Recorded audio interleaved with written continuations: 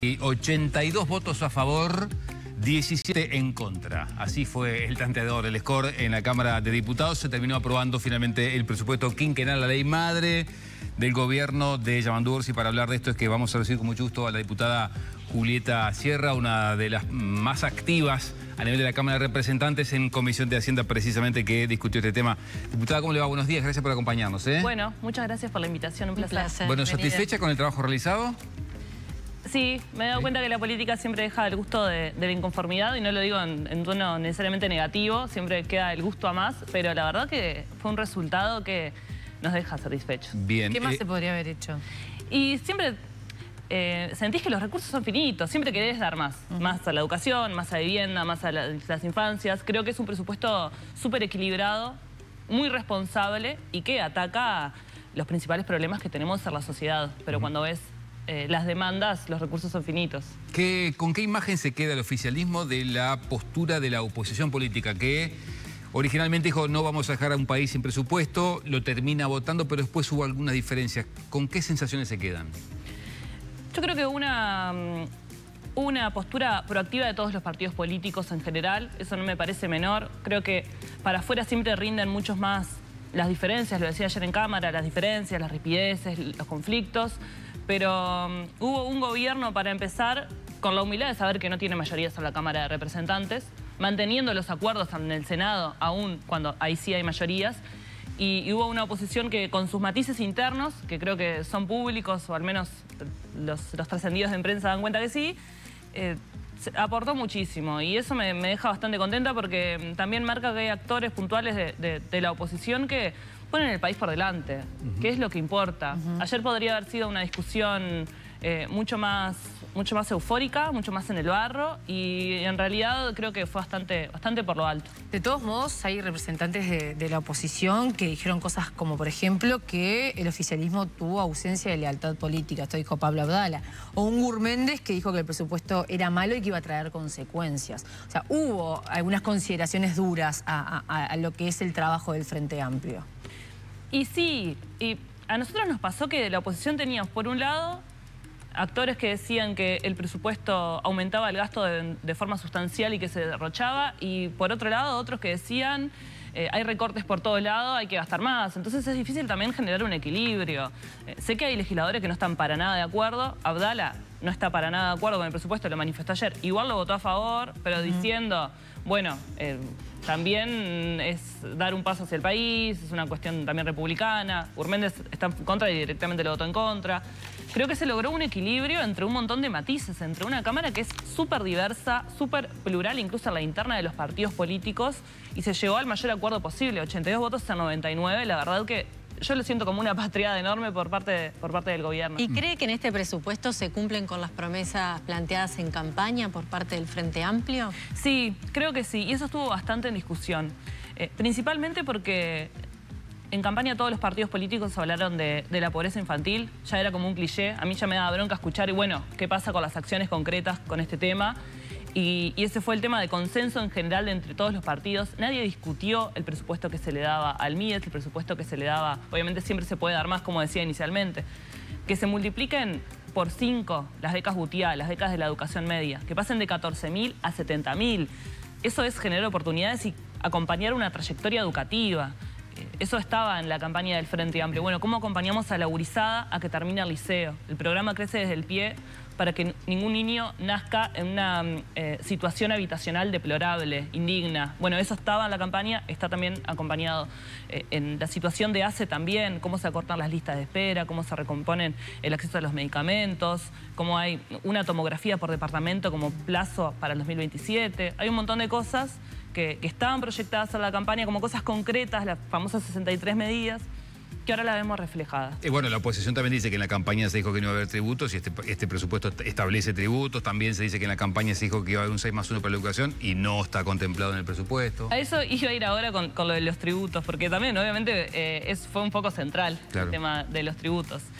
Yo estoy en una pelea bastante fuerte en general, en la calle, en las actividades y también en la interna del Parlamento, de que para mí hay una cuestión también de cómo recaudás. Y eso para mí no es menor, porque acá no hay ningún impuesto al trabajo.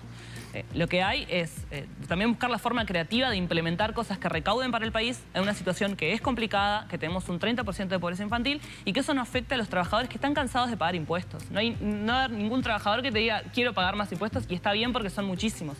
Entonces, para nosotros empezar a implementar que se apruebe el impuesto mínimo global, que lo que va a hacer es localizar el tributo de empresas que ya lo están tributando en su casa matriz en Uruguay, que son empresas que facturan más de 750 millones de euros anuales, que lo empiecen a tributar en Uruguay.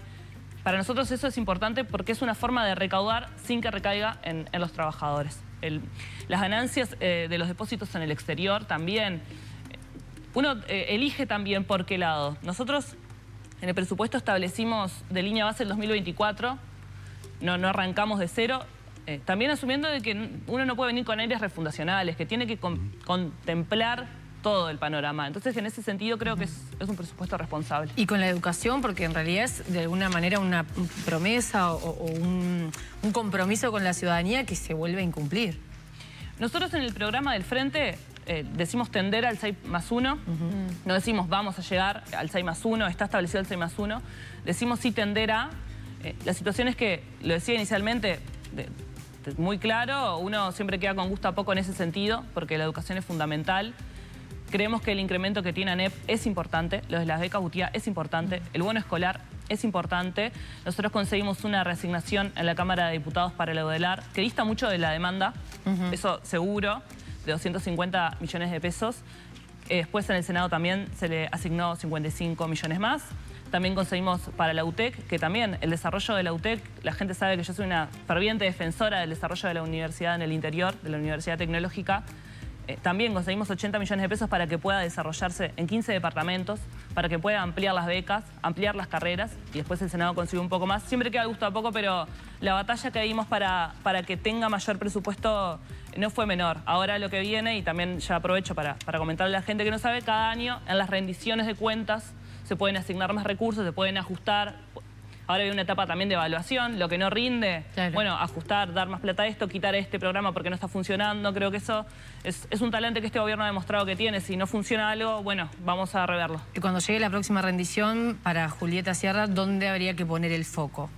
Y la se podría hacer un esfuerzo más. A mí lo que me pasa, que lo discutimos mucho en esta discusión de presupuesto, valga la redundancia, es que a veces con las transferencias únicamente no alcanza. O sea, uno tiene que tener la eficiencia en el gasto. Porque si nosotros destinamos mucha plata a la situación, por ejemplo, de los niños y niñas de nuestro país, que es fundamental dedicarle recursos a eso, porque se nos va la vida en eso, pero si no tienen los resultados esperados, estamos en un problema enorme. Las transferencias no alcanzan. Entonces creo que va a ser una etapa de evaluación permanente para que donde nosotros apostamos como país, no solamente como Frente Amplio, no solamente como gobierno, sino como país, porque es la plata de los uruguayos y las uruguayas, las que está dentro del presupuesto. Si no tiene los resultados deseados, por ejemplo, en la pobreza infantil, va a haber que rever. No digo quitar, obviamente no estoy diciendo quitar, sino con transferencias solo no alcanza. Es eficiencia en el gasto. O sea que, pero las prioridades para la próxima rendición, si uno pone en el debe cuáles son los ejes a donde estará apuntando los recursos en la próxima rendición, es otra vez eventualmente pobreza infantil. ¿Y qué pasa, por ejemplo, con Fiscalía? ¿Qué pasa con el Poder Judicial? En realidad yo no puedo ser futurista, o sea, tengo que ver qué pasa. No digo futurista, digo ¿en dónde sienten ustedes que quedaron en el debe? Claro. Y por eso apuntar a la rendición. Para empezar, yo creo que con los niños no quedamos en el debe, pero sí me importa la eficiencia del gasto y que tenga resultados. Eso es fundamental. Después, por supuesto que los recursos destinados a Fiscalía también siempre van a ser cortos. Eso lo han dicho todos los fiscales, lo han dicho la fiscal de corte también. Esas son cosas que hay que rever. El tema de la seguridad es un tema trascendental. Bueno, ahora está destinado a seguridad. Hay que ver, capaz se necesita reforzar. Tenemos un narcotráfico que avanza a escala regional, mundial, que a veces les hablamos muy por lo macro, pero también a la chiquita la violencia que recrudece en los barrios es donde afecta, creo que de forma más dura el narcotráfico. Todas esas cosas tienen que estar sobre la mesa de forma permanente. Y otros temas como por ejemplo la descentralización del INR, que era una idea, que es un reclamo también por parte de la oposición, que aparentemente había una especie de consenso político y que no estuvo en este proyecto. Y ahí hay varios que estamos dando una pelea bastante interna para que salga en este periodo porque nos parece crucial. La situación en general del sistema penitenciario es deplorable. Hay un hacinamiento que impide que cualquier persona se rehabilite en las cárceles que tenemos hoy en día. todo apunta a que el número de presos siga aumentando y no hay una solución. Así que en esa pelea interna vamos a estar. ¿Y por qué no fue ahora la discusión? Y eso en realidad, primero que precisa amplios consensos y amplios acuerdos. Yo creo que en seguridad y en el sistema penitenciario estamos todo el tiempo diagnosticando, en un sobrediagnóstico permanente, pero sé que es una discusión que se tiene que dar en acciones concretas y esperemos que lejos del ruido del presupuesto, que a veces mezcla también como todo, porque se discuten todos los temas, vamos a discutir una reforma del sistema penitenciario únicamente discutiendo eso. ¿Y el Ministerio de Justicia debería hacerse en este periodo? Y esas son de las cosas que... Eso estaba en el programa del Frente Amplio, estaba en el programa de todos los partidos políticos. No es algo una definición que se toma de un día a la mañana. De hecho, hay algunos partidos políticos que lo tenían en su programa y ahora algunos dirigentes salieron en contra del Partido Colorado. Entonces, eso sí tiene que tener consensos, me parece, como lo tuvo el Ministerio de Ambiente de todos los partidos políticos. Así que serán negociaciones y conversaciones que se vayan dando. Julieta, hablabas de las cárceles. Se habilitó una partida para operadores penitenciarios, pero ahora el sindicato de policías se queja porque sostiene que esta partida no incluye a los policías que también trabajan en el sistema penitenciario. ¿Qué fue lo que pasó ahí? Y es parte también del gusto a poco, como decía, pero de uno buscar los equilibrios. Creo que se empieza por algo.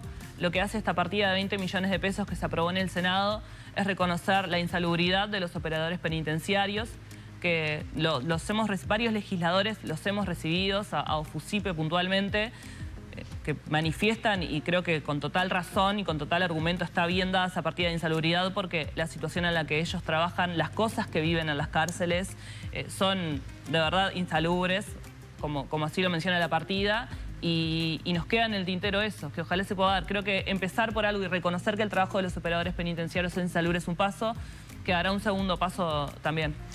En materia impositiva y tributaria es privativa del Poder Ejecutivo, eso está claro. Ahora, está dando vueltas alguna iniciativa. Bueno, primero fue el 1% para los más ricos. Está ahora también esta otra propuesta del PIT-CNT sobre el impuesto a la renta.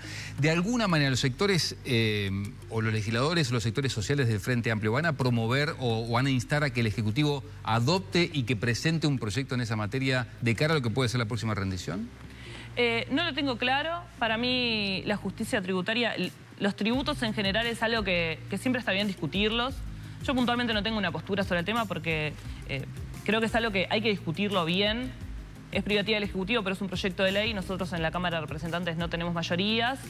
Y es un tema muy sensible para la ciudadanía, por supuesto, los impuestos. Creo que es algo a discutir. Creo que la discusión tributaria siempre es bienvenida en general. En mi fuerza política la quiero siempre. Quiero que el Frente Amplio esté discutiendo todo el tiempo cómo hacer de este país más equitativo, más igualitario, que a fin de cuentas creo que es lo que nos interesa a todos, que la gente que paga un montón de impuestos y le afecta muchísimo el salario y lo siente de verdad, pague menos, y aquel que, no digo que puede pagar porque sería injusto también, pero que sea más equitativo. Entonces creo que la discusión es bienvenida. No tengo claro si va a ser a través de un proyecto o cómo lo laudaremos mismo dentro del Frente Amplio, pero creo que discutirlo es sano para el país. La discusión es bienvenida, pero uno escucha al presidente Orsi y al ministro Odone y de alguna manera dijeron, en este periodo nosotros prometimos que no es una discusión que hoy tengamos. Hay igual, más allá de estas voces que son importantes, ambiente dentro de la fuerza de izquierda para charlarlo, entiende que eso puede ser una posibilidad. Por ejemplo, el sector de Vergara se ha manifestado, ha dicho que ve con buenos ojos el tema del 1%. ¿Entiende que puede darse esa discusión a la interna del Frente Amplio o la voz de Orsi y de Odone de alguna manera anularon la posibilidad de avanzar en esto? Dos cosas. A mí me parece que también lo que le sucede a Odone, voy a hablar por Odone porque es con quien más he compartido en esto de la Comisión de Hacienda, con el Ministro de Economía hemos tenido una relación bastante fluida en el marco de la Comisión. Nos pasó que lo del impuesto mínimo global fue una discusión difícil de verdad, o sea, no es generar ningún impuesto nuevo, son empresas que además está explícito en el proyecto del presupuesto, empresas que ya lo están tributando y por poco no éramos unos mentirosos contumaces que estábamos agujereando el bolsillo del trabajador. O sea, fue una discusión de verdad candente, la del impuesto mínimo global, que reitero es para empresas que facturan más de 750 millones de euros anuales y que ya lo están tributando, no son impuestos que se van a poner nuevos. Fue una discusión muy difícil. Entonces, no es una discusión que uno diga, bueno, imponemos esto, trabajamos así y listo. Sí, tuvieron el TEMU también, ¿no? El impuesto TEMU. También está lo de TEMU, o sea, hubo todo un paquete que generó mucha polémica. Sí, Entonces no es algo que, bueno, generamos un proyecto, claro, nos posicionamos de un lado o de otro con total liviandad. Y también me parece que no es una discusión que necesariamente esté cerrada, porque creo que Yamandú ha demostrado muchas veces que si hoy en día hay una postura y en un momento dado hay que escuchar otras voces, algo que lo caracteriza de Yamandú es la escucha. Claro, porque eso dice el sindicalismo. Estuvo Marcelo Abdala hace un tiempito acá y dijo, nosotros creemos que esto se va a discutir porque la presión social que va a ejercer el PIT-CNT y el pueblo en general va a ser la de pedir estos impuestos. Bueno, veremos cuando empiece la movilización. Entiendo que eso es un aviso de movilización, por lo que... Si Marcelo lo dijo así, entiendo que es un aviso de movilización, si plantea una presión social por parte del PIT-CNT y de los trabajadores. Veremos cómo se va dando. A mí me parece que hoy en día estamos en un tiempo donde siempre hay que tomar posturas por sí o por no de forma inmediata de todos los temas. Yo trato de militar un poco en contra de eso, sino de, bueno, ir como en profundidad y ver qué sucede. Por eso lo dije desde un principio, en este momento no tengo una postura, ni pienso generarla tan fácil. Claro. Es decir, no estoy en contra de esto de una cerrada, ni sí, vamos para adelante. Veamos el panorama. Ahora, diputada, a ustedes, los legisladores oficialistas, el Frente Amplista de a pie, ¿no le reclama por haber incumplido, digo esto entre comillas, esa promesa de no establecer nuevos tributos? Cuando usted va a Río Negro, ¿no dicen, che, Julieta, me dijiste que no iba a haber más impuestos y me encajaste el TEMU? No, honestamente no, si no lo diría. Hay otros reclamos. Nosotros, por ejemplo, porque no tengo problema en decir los reclamos que tenemos. Nosotros estuvimos trabajando en Hacienda, por ejemplo, todo lo que es la ley de frontera, que en este momento se está aplicando para la frontera con Brasil, donde la diferencia cambiar es de un 180%, y la gente de Río Negro me pide que se ponga en la frontera también con Argentina. O sea, ese reclamo puntualmente no está. Lo de TEMU, lo que pasó es que las compras se quintuplicaron de un año a otro. Es una plataforma, de verdad, que yo no entro a TEMU porque tengo miedo que sea un camino de ida y no pueda volver hacia atrás. No es que estoy en contra de TEMU, sino que tengo miedo de que sea un vicio, porque todas mis amigas que compran en TEMU me dicen, por $1 me traigo un montón de cosas. Y también hay que entender un poco el panorama y ver esos fenómenos que van surgiendo. Diputada, yo le quería consultar antes de cerrar. Usted tiene 30 años, ¿verdad? 31. 31, ya cumpliste 31. Sí. Sos una de las legisladoras más jóvenes, con el desafío de estar en esta comisión de Hacienda, donde los partidos ponen realmente a sus cuadros, ¿no?, más fuertes, más importantes, en esta discusión con una Cámara, además, que no tenía mayorías. ¿Cómo fue esa experiencia de estudio, de trabajo y desafío también de, como mujer joven, enfrentarte a la vieja política? Ha sido un año de aprendizaje constante. A mí me pasa que todo el tiempo me estoy preguntando ¿para qué estoy donde estoy?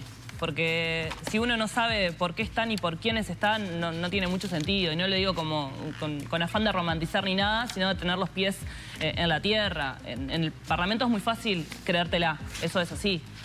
Sentirte que lo que vos estás diciendo está cambiando realmente la vida de alguien o que las discusiones son patria o muerte. Y yo trato de mantener los pies bastante a la tierra, y ha sido un año de profundo aprendizaje y de tener que asumir que es un mundo totalmente nuevo. Yo me sigo sintiendo un poco sapo de otro pozo y aprendo muchísimo de legisladores que tienen vasta experiencia, como Ana Olivera, que este año se retira, se jubila, que la vamos a extrañar muchísimo. Y también la formación que a mí me dieron en el MPP es de no permitir nunca la condescendencia. Nunca permitir de que porque soy mujer o porque soy joven me traten de una forma diferente o tengan, no sé, más entre algodones o lo que sea. Sino, bueno, trátenme a la par. No quiero ni que me infantilicen ni mucho menos. Y eso cuesta muchísimo porque por la poca experiencia. Lucia Topolansky te ha mostrado mucho también. Te has mostrado también vos en la intimidad de su casa, un contacto muy directo con la ex vicepresidenta. Y bueno, es de las personas, es de mis referentes principales y de las personas que me han impulsado, primero a entender que uno no tiene la verdad absoluta, que uno no puede enamorarse de sus ideas y pensar que lo que yo propongo es lo mejor, ni yo ni mi partido, que tiene que estar abierto a que del otro lado no son todos malos y que siempre hay que escuchar y siempre hay un punto del otro lado a incorporar. Eso me lo ha enseñado muchísimo Lucía. Y después eso, a la par, ni más ni menos, a la par, ni por ser mujer ni por ser joven, con más condescendencia, ni con menos. Y eso ha sido una escuela importantísima.